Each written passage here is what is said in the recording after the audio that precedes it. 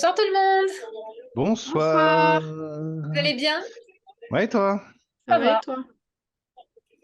Ouais, bah du coup, aujourd'hui, on va vous parler d'un roman un peu particulier, enfin un roman, une longue nouvelle un peu particulière, puisqu'il s'agit en fait d'un tome au sein d'une saga qui compte actuellement, donc je sais pas bêtise, 12 tomes. Voilà. Il s'appelle Le cycle de Barsil. Donc, c'est en c'est autopublié, si je me trompe pas, parce que j'ai pas Non. vu de mention d'autres éditeurs.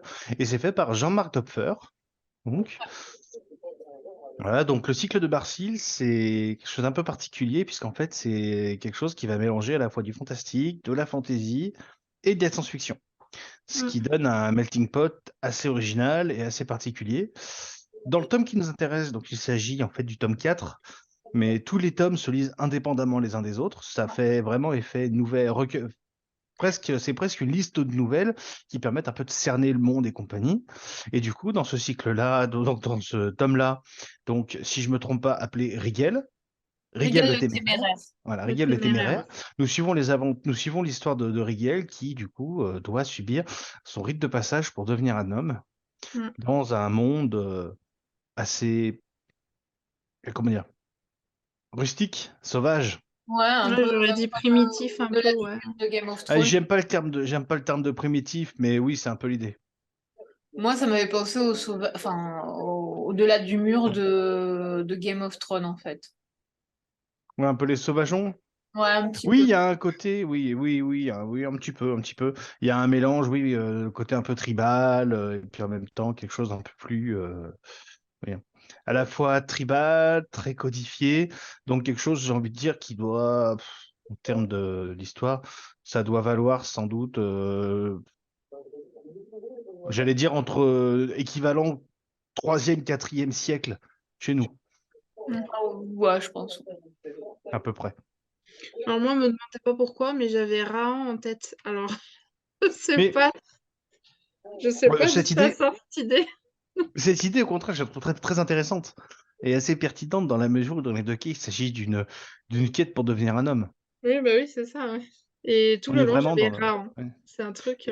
Ah oui, oui. Et il y a vraiment justement tout ce côté quête du héros Mm. qui est, qui est un archétype, pas dans le mauvais sens du terme, mais un archétype d'histoire qu'on retrouve fréquemment. Euh, Alors Scarlett, qu'est-ce que tu en as pensé? Alors j'ai beaucoup aimé dans le sens des descriptions et la plongée dans le subconscient du personnage qui se pose beaucoup de questions et qui nous permet d'avoir une présentation d'un jeune homme qui doit se battre pour passer à l'âge adulte, donc selon des rituels anciens de sa tribu. Et j'ai apprécié les descriptions qui plongent dans l'univers et qui te donnent envie de le connaître. Mm. Même si parfois je trouvais ça un peu Un trop peu long, longué. voilà. Mais dans Ce qui est l'ensemble, paradoxal dans la mesure où c'est très court. voilà, ce qui est assez paradoxal effectivement parce que j'ai apprécié tout en trouvant parfois que je voulais savoir la suite. Donc c'était plutôt intéressant. Le personnage de Rigel est pas mal, je trouve. C'est pas un personnage coup de cœur pour moi, mais j'ai beaucoup aimé ce personnage et en fait ce qui m'intrigue le plus dans ce cycle de Barcil, pardon, c'est de comprendre comment on peut faire plein de nouvelles dans un univers aussi vaste apparemment, puisqu'on a trouvé la carte de Jean-Marc Dopfer qui est présente sur son site et qui raconte un peu tout cet univers du cycle de Barcil. Comment on peut On faire mettra le autant 6 de... en description. Ouais. Comment on peut faire autant de nouvelles séparées pour former un univers? Voilà, ça c'est la grosse question que je me pose et qui est la grosse question qui m'intrigue. Voilà. Et du coup, toi, Marie, à part le côté Rahan, encore Rahan, déjà se farouche, oui. Alors moi, c'est une, bon, on va dire une nouvelle parce que voilà, c'est une nouvelle qui a titillé ma curiosité, en fait. Et bah, comme toi, Scarlett, j'ai envie d'en savoir plus, en fait, sur tout l'univers, tout ce qu'il y a autour, parce que ça m'a un peu laissé sur ma faim, quoi. Sinon, bah, les descriptions sont hyper intéressantes, même si parfois j'ai trouvé que c'était un peu long aussi. Il y avait quelques passages un peu trop loin à mon goût, en ce qui concerne les descriptions, mais sinon, non, c'était un moment agréable. Bah, pour ma part, moi, j'ai trouvé ça extrêmement intéressant.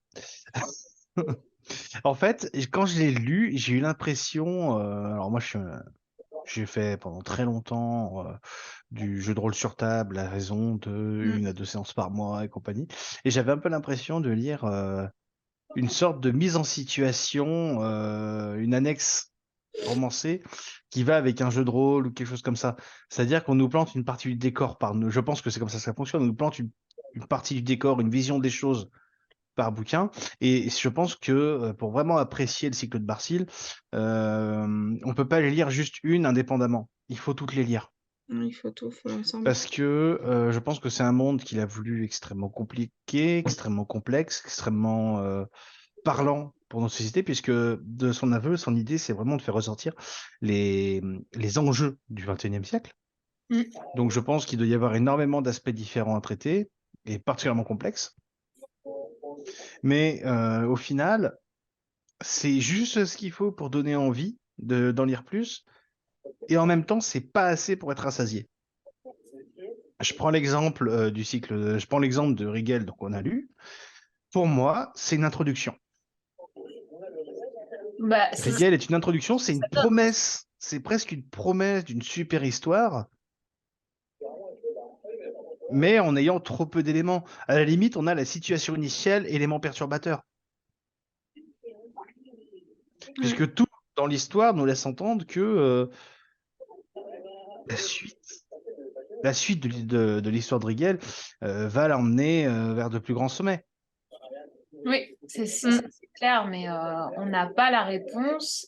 Et c'est juste l'introduction de Rigel. Alors, c'est ça qui me fait poser la question, c'est est-ce que toutes les nouvelles sont comme ça?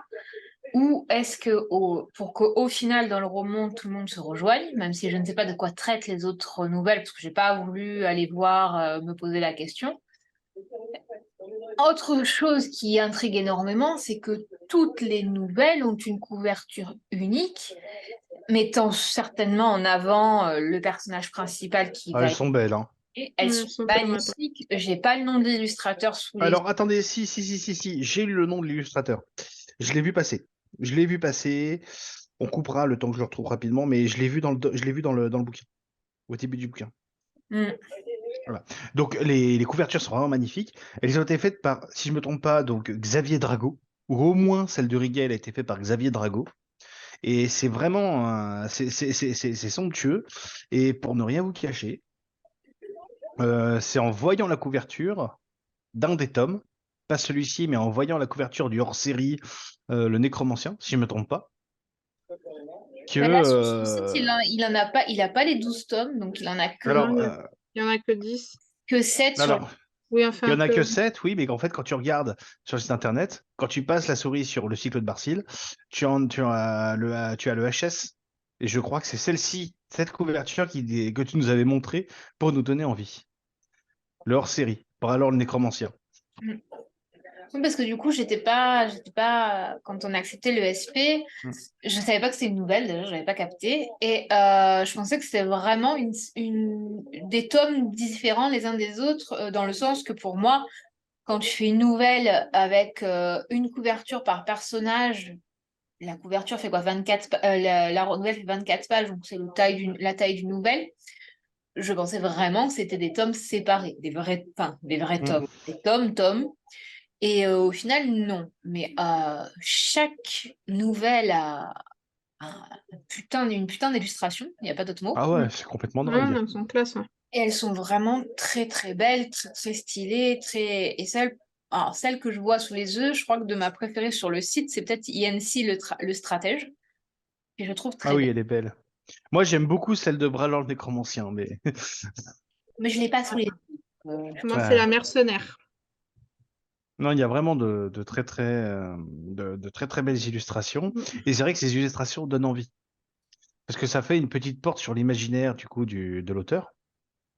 Et on se dit, il y a du potentiel derrière. Et c'est vrai qu'il y a un potentiel énorme, il y a un potentiel énorme.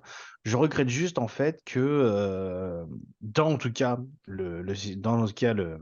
celui qu'on a lu, donc Rigel le Téméraire, on se retrouve avec cette impression d'INHP, cette impression de commencement. C'est Et ça, c'est pour ça que je parle de l'idée du jeu de rôle, parce que ça peut typiquement être une mise en situation pour une campagne. Typiquement. Et je trouve que l'univers, d'ailleurs, avec ses différents pôles, entre guillemets, d'un côté la technologie, de l'autre le côté un peu fantasy, de l'autre le côté un peu fantastique, c'est vraiment quelque chose que je trouve vraiment parlant dans l'univers du jeu de rôle. Et ça me surprendrait pas que l'auteur ait touché un peu sa bille sur le sujet. probablement parce que c'est vrai, ça m'a rappelé la mise en situation dans une des parties de Donjons et Dragons que j'avais pu faire, entre autres, Mm. ou encore à Gone, je crois que j'avais fait à l'époque. Donc c'est vrai il y a de ça. Donc ouais, voilà, c'est plutôt pas mal. Mm. D'après ce que je sais, alors Jean-Marc Dopfer est auteur et photographe. J'ai sa biographie sous les yeux. Donc, j'ai pas lu, bon, vite fait, j'ai pas vu de jeu de rôle, mais c'est vrai que, ouais, il y a vraiment un côté mise en situation, maître du jeu et compagnie.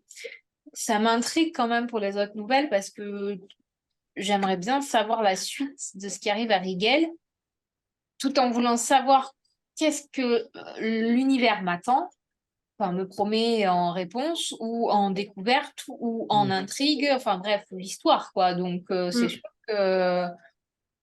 Voilà, c'est. Et apparemment, en plus, il n'a pas fait que ce projet du cycle de Barcil, il Ouais. a plusieurs romans à son actif. Donc, ce qui m'a bien plu chez lui, c'est cette plume assez soutenue et très descriptive, comme bon, j'aime bien les descriptions. On le sait depuis le temps. Donc Mm. voilà, après, voilà, ça m'a plus tenu en haleine la plume en soi aussi que tout le reste, parce que c'était vraiment intéressant. Vous avez peut-être quelques petits défauts à souligner, je sais pas, Marie? Bah, en soi, non. Enfin, là, comme ça, je vois pas. Alors, moi, j'en ai un petit. Ça va être de la pinaille, hein. On sait très bien comment je fonctionne. Et la petite Mais bête. oui, c'est exactement ça. Mais moi, en fait, le défaut que je perçois, c'est plus au niveau de justement, en fait, au niveau de la description. Le problème que j'ai, c'est qu'au final, avec un narrateur omniscient, parce que pour moi, c'est un narrateur suffisamment omniscient pour il nous décrive un engin mécanique, qu'il nous décrive justement euh, quelque chose qui est censé, je veux dire, pour le personnage, est censé être quelque chose de monstrueux, quelque chose de complètement hors norme. Et au final, en fait, il le rationalise très vite. Et Mm. du coup, on perd un petit peu ce côté supposément magique, ce qui fait que quand il extirpe sa comparse de l'appareil, et on se dit, oui, d'accord, lui, il peut peut-être penser telle chose, mais le lecteur ne peut pas y croire. D'entrée de jeu, le lecteur ne peut pas y croire, à cause justement de cette description un peu trop ah, rationalisée. C'est vrai qu'il n'y a pas cet effet, le mec est primitif, donc sans trop on va en révéler, l'élément perturbateur qui va arriver est assez opposé du primitif et Mm. c'est assez rationaliste comme tu dis. Dans la lecture, en fait, dans la continuité de la lecture, ça m'a pas choqué. Mais c'est vrai qu'en y réfléchissant, c'est un petit élément qui fait que, après, c'est vraiment l'un des rares éléments qui peut Oui, voilà, il n'y a vraiment pas de la grand-chose. pinaille, comme dit Amaury, mais voilà, c'est vrai que ça lève rien au charme de De toute l'histoire. façon, Et on sait très bien à force que je pinaille sur tous les bouquins.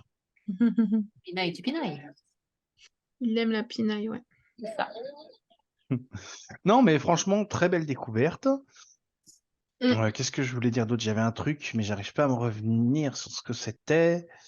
Qu'est-ce que je peux dire? J'ai beaucoup aimé la volonté d'ancrer le personnage dans ses légendes et dans l'univers de son clan. Mm. J'ai trouvé que c'était un très très bel effort d'imagination Ouais, Ouais, qui il y du a coup tout un truc ajoutait au derrière. réalisme du personnage. c'est ça. Il y a un Parce qu'au travail, ouais. final, malgré bon, ce petit pinaillage que j'ai fait, le personnage, on y croit. Et c'est pas toujours le cas malheureusement dans nos lectures. C'est-à-dire que Il fait faut quand même réel, quoi. réussir. Exactement, voilà, il fait réel. Et on se Mm. dit, il y a quelques temps, il aurait pu, enfin, je veux dire, dans un monde un peu primitif, etc., il aurait pu exister. Il aurait pu exister carrément. Et ce qui m'y a aidé, c'est le fait que l'endroit où il vit s'appelle le Svalbard, qui est une île qui existe vraiment. Et du coup, en début de lecture, je me suis dit, mais attends, ça se passe dans notre monde ou dans un monde imaginaire? Tu vois, je savais pas que Svalbard existait. Ouais, je savais pas non plus, tu vois. Le Svalbard, c'est une île un peu au nord un peu au nord de Lituanie, Estonie, Russie et compagnie. D'accord. Si je me trompe pas. Je sais pas. Je sais pas l'info. Et du coup, voilà, c'est ce qui m'a. Je me suis posé la question, et c'est pourquoi je conseillerais peut-être à l'auteur d'inclure une carte en début de bouquin pour Alors, les peut-être prochains. que dans le recueil du roman entier, il y Peut-être aura que la dans le carte roman, parce ce qu'on serait l'a plus sur Peut-être. le Ouais. site. Ça, c'est un autre truc que je me demandais, c'est s'il était prévu, parce que je pense que je pense que les nouvelles y gagneraient à ce qu'il y ait justement une forme entre guillemets d'intégrale avec dedans les différentes nouvelles. Parce que je Mhm. pense que, comme je disais, bah, elles ont surtout du mérite à être lues toutes ensemble. Ouais. Je suppose que oui, puisqu'il y a marqué sur le site que ça fait 10 nouvelles en un roman ou un truc comme ça. Je pas tout suivi. Mais je suppose que oui, il va y avoir une intégrale ou alors qu'à la fin, ce sera Mm. un truc à lire en entier et en unique. Ouais, ouais. Enfin bon, voilà, moi, c'était les conseils. Vous savez que j'aime bien aussi donner des petits conseils du point de vue d'un lecteur à un auteur. Je pense qu'on a fait le tour. Ouais. Oui. Du coup, ben, merci du coup à Jean-Marc Dopfer pour cette belle surprise, cette belle lecture. Je pense que j'en lirai d'autres, clairement, parce que je suis extrêmement curieux de l'univers. Faites comme moi, hein, n'hésitez pas, chers auditeurs, parce que franchement, je pense que c'est un univers qui mérite d'être découvert. Oui. D'ici là, prenez soin de vous. N'oubliez pas de lire un maximum parce que ça fait toujours du bien à l'esprit. Mm. Et du coup, il faut penser donc à s'abonner, à activer la cloche pour voir les prochaines vidéos. Si vous avez des questions à poser à l'auteur ou à nous poser, n'hésitez pas à le faire en commentaire. On sera ravis d'y répondre. Et sur ce, on vous dit à plus. Bonne soirée. Ciao! Bye.